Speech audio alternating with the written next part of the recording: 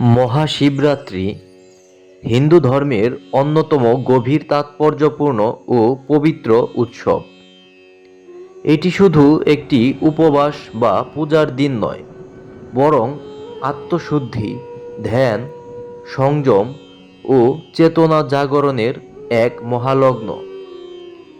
শিব ভক্তদের কাছে এই রাতটি বিশেষভাবে গুরুত্বপূর্ণ, কারণ বিশ্বাস করা হয় এই রাতেই ভগবান শিব সবচেয়ে সহজে ভক্তের আরাধনায় প্রসন্ন হন। 2026 সালে মহাশিবরাত্রি পালিত হবে 15ই ফেব্রুয়ারি, রবিবার। হিন্দু পঞ্জিকা অনুযায়ী ফাল্গুন মাসের কৃষ্ণপক্ষের চতুর্দশী তিথিতে এই ব্রত পালিত হয়। তিথি সূর্যাস্তের পর শুরু হয়ে পরদিন পর্যন্ত বিস্তৃত হলেও শাস্ত্র মতে মূল পূজা ও সাধনা করা হয় চতুর্দশীর রাতে, বিশেষ করে মধ্যরাতে। এই কারণেই একে শিবের মহারাত্রি বলা হয়। মহাশিবরাত্রি পালনের পেছনে একাধিক পুরাণ ভিত্তিক কারণ রয়েছে। শাস্ত্র অনুসারে এই দিনেই ভগবান শিব ও দেবী পার্বতীর পবিত্র বিবাহ সম্পন্ন হয়েছিল।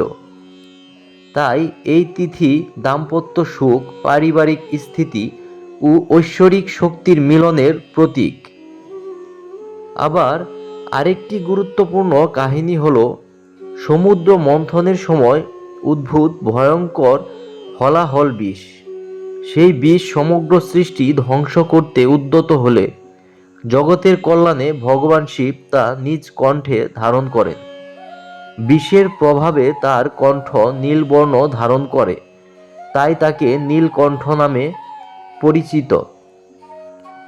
এই ত্যাগ ও করুণার স্মরণেই ভক্তরা শিবরাত্রিতে শিবের আরাধনা করেন। আরও একটি আধ্যাত্মিক ব্যাখ্যা রয়েছে। মহাশিবরাত্রি অমাবস্যার ঠিক আগের রাত, অর্থাৎ বছরের সবচেয়ে অন্ধকার রাতগুলোর একটি। এই অন্ধকার অজ্ঞতার প্রতীক, আর শিব হলেন জ্ঞানের আলো। তাই এই রাত আত্মিক অন্ধকার ভেদ করে জ্ঞানের পথে এগিয়ে যাওয়ার এক মহান সুযোগ হিসেবে বিবেচিত। মহাশিবরাত্রির প্রচলন অত্যন্ত প্রাচীন। লিঙ্গ পুরাণ, শিব পুরাণ, স্কন্দ পুরাণ সহ বিভিন্ন শাস্ত্রে এই ব্রতের উল্লেখ পাওয়া যায়। নির্দিষ্ট কোনো শতাব্দী বা তারিখ বলা না গেলেও বৈদিক পরবর্তী পুরাণ যুগ থেকেই এই ব্রত ধারাবাহিকভাবে পালিত হয়ে আসছে বলে ধর্মতাত্ত্বিকরা মনে করেন।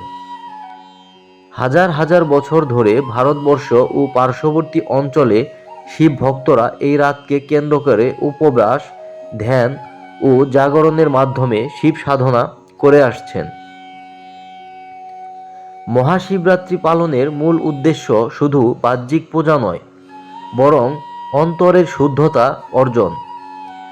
বিশ্বাস করা হয় এই দিনে নিষ্ঠার সঙ্গে উপবাস, শিব পূজা ও জাগরণ করলে পাপ ক্ষয় হয়, মানসিক অশান্তি দূর হয় এবং জীবনের নানা বাধা ধীরে ধীরে কেটে যেতে শুরু করে। যোগশাস্ত্র মতে এই রাত মানবদেহের শক্তির প্রবাহকে ঊর্ধ্বমুখী করে, যা আত্ম উন্নতির জন্য অত্যন্ত সহায়ক। তাই বহু যোগী ও সাধক এই রাতকে গভীর ধ্যানের জন্য বেছে নেন। মহাশিবরাত্রির দিনে ভোরে উঠে পবিত্র স্নান করে ব্রতের সংকল্প নেওয়া হয়। সারাদিন নিরামিষ আহার বা সম্পূর্ণ উপবাস পালন করা হয়। সন্ধ্যার পর শিবলিঙ্গে জল, দুধ, দই, ঘি, মধু ও বেলপাতা অর্পণ করে পূজা করা হয়। বিশ্বাস করা হয় বেলপাতা শিবের কাছে অত্যন্ত প্রিয়। রাতে শিবের নাম স্মরণ, ওং নমঃ শিবায় জপ, মহামৃত্যুঞ্জয় মন্ত্রপাঠ ও কীর্তনের মাধ্যমে ভক্তরা সারা রাত জেগে থাকেন। এই জাগরণ আসলে প্রতীকী, অজ্ঞানতার ঘুম ভেঙে চেতনার জাগরণ। 4 প্রহরে শিব পূজা করার প্রথা বিশেষভাবে প্রচলিত। রাতকে 4 ভাগে ভাগ করে প্রতিবার শিবলিঙ্গে অভিষেক ও আরাধনা করা হয়।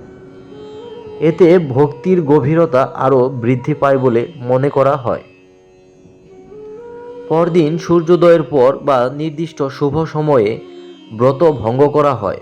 সব মিলিয়ে মহাশিবরাত্রি হল ত্যাগ, সংযম ও আত্ম অনুসন্ধানের উৎসব। এই দিনটি আমাদের শেখায় শিবের মতো স্থির, সহিষ্ণু ও করুণাময় হতে। বাহ্যিক জাঁকজমকের চেয়ে অন্তরের শুদ্ধতাই এই ব্রতের আসল সার্থকতা।